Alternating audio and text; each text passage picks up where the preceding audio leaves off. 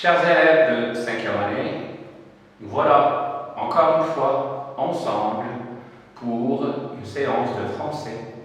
Alors j'ai choisi une leçon de lexique qui a pour titre les synonymes et les antonymes. Bien sûr, vous avez déjà vu ces deux mots en 3e et en 4e. Vous voyez, vous remarquez que presque le même programme se répète en 3e, en 4e, en 5e, et même en 6e. Seulement, chaque année a son plus, si vous voulez.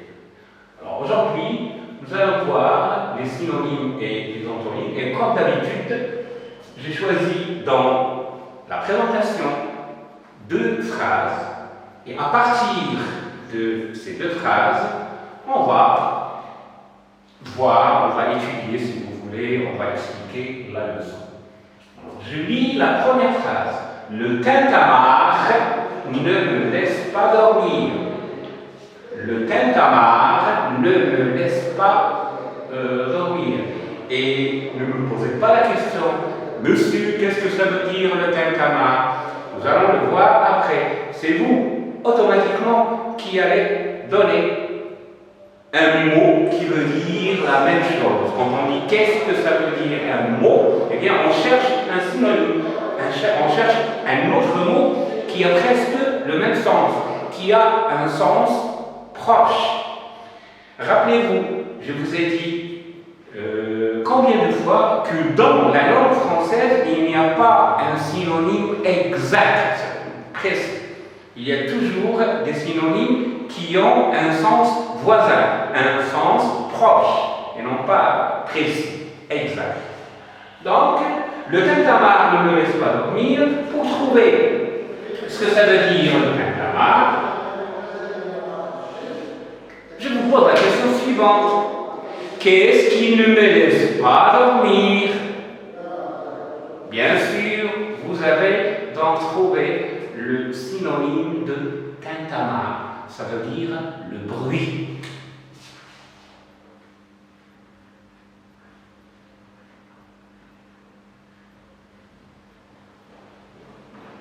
Le bruit. Donc, on dit en français que le mot bruit est synonyme, qui a un sens proche, de tintamarre. Vous voyez bien que le mot, le bruit, c'est un nom qui est synonyme d'un autre nom. On va y revenir. La deuxième phrase, tu écris bien. Par contre, l'écriture de ton ami est illisible. Donc je vais souligner, ou bien entourer, illisible. À votre avis, si je vous demande de chercher l'antonyme, ça veut dire le contraire de illisible, vous allez tout de suite le savoir, et par quelle manière? En supprimant, oui, en supprimant le préfixe IL. Qu'est-ce qu'il vous reste? Il vous reste lisible. Alors, lisible,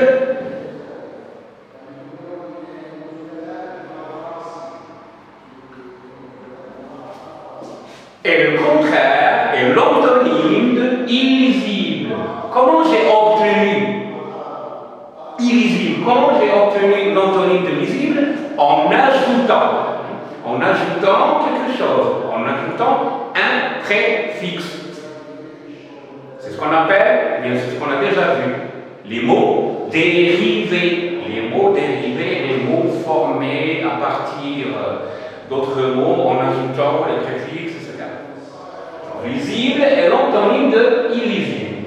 On va regarder de ce côté-là et vous allez voir que j'ai regroupé les mots deux par deux, grand avec petit, la tristesse avec la joie, monter avec descendre. Pourquoi? Pour vous dire ceci.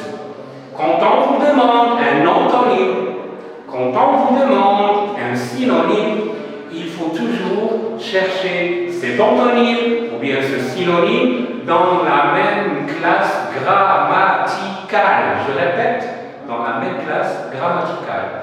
Si on vous demande de chercher l'antonyme, le contraire de petit, vous savez que petit est un adjectif. Donc vous devez trouver un adjectif de sens contraire pour garder la même classe grammaticale. Grand, petit sont deux adjectifs antonymes. La tristesse, la joie sont des noms antonymes. Les noms, donc là, la classe a changé, la classe grammaticale. La tristesse, c'est un nom. C'est le contraire d'un autre nom qui est la joie.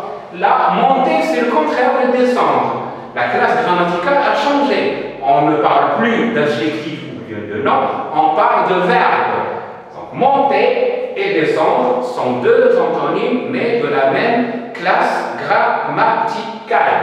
Donc, un synonyme est un mot qui veut dire un sens, ou bien qui exprime un sens proche d'un autre mot.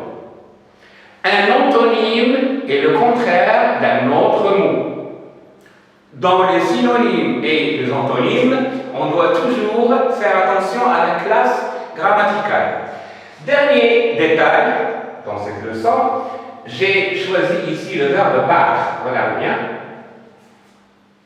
Et là, en dessous, vous voyez des expressions.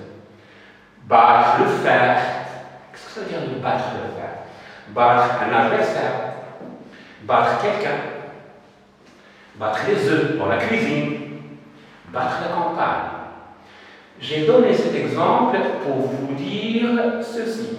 En français, un mot peut avoir plusieurs synonymes selon le contexte, c'est-à-dire selon les mots qui entourent dans la phrase, les mots qui entourent, par exemple ici, battre. Alors quand on dit battre le fer, ça veut dire taper. Quand on dit battre un adversaire, ça veut dire frapper, tout simplement. Quand on dit battre un adversaire, pardon, c'est le vaincre. Vaincre. Battre quelqu'un, ça veut dire le frapper. Battre les œufs, ça veut dire les fouetter. Et battre la campagne, ça veut dire fouiller, se promener dans la campagne. Mes chers enfants, avant de vous quitter, comme d'habitude, je vous recommande de réaliser les deux exercices sur la page 243, 2 et 5, et écrire la règle sur le cahier de cours, comme d'habitude. Merci de votre attention. À bientôt.